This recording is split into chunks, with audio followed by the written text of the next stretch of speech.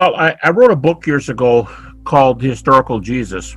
And in that book, I have an investigation of what did we learn from the New Testament? What did we learn from archaeology? What did we learn from Christian sources outside the New Testament?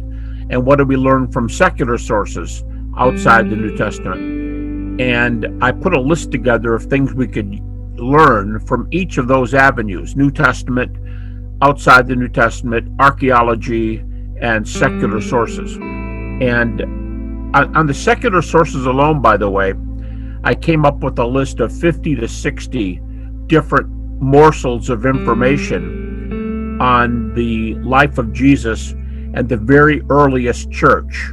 About 50 or 60 reports from nothing but non-Christian sources, counting only non-Christian sources. If you put in the other sources, the other ones that are well accredited, I don't mean just giving a verse and accepting a comment. If you take ones that are well attested from the New Testament, plus these other sources, archaeology and secular and so on, I think I came up with a list of about 130 items. That list of 50 to 60 increased to 130. So we can learn an awful lot about Jesus. And if I could cite probably the best known biblical critic in North America, maybe in North America and Europe, is Bart Ehrman, professor of New Testament, and he's an atheist.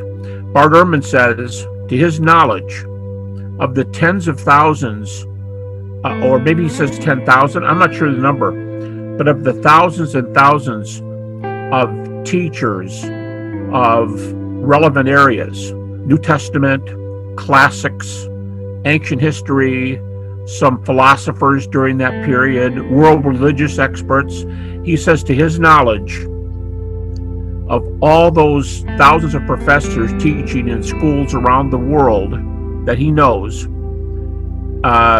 there's not a single one in an accredited college, seminary, or university, secular or religious, and whatever kind of religion, once you say religious, he doesn't know of a single one who questions Jesus' existence. It's taken for granted.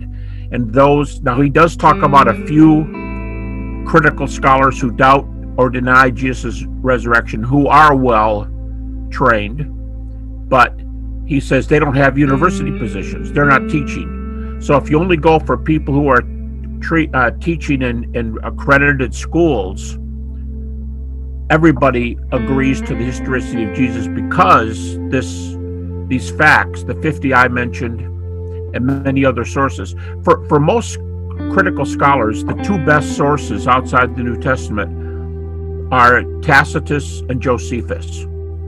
But I would add many others. There's Suetonius, there's Pliny, there's Bar Serapion, which is very early. I just read a source note. They might be able to trace him to the 1st century AD. And the satirist Lucian, a couple Roman emperors wrote about early Christianity. We have their letters.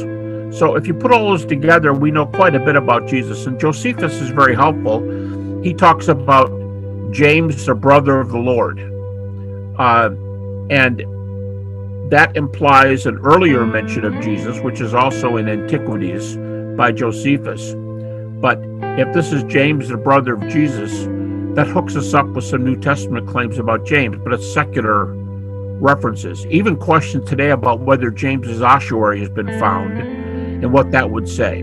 On the outside of this ossuary, it says, you read from right to left in this language, and it says, James, son of Joseph, brother of Jesus. And there's all kinds of disputes about whether that's biblical or not. But it is archaeology. That's not New Testament.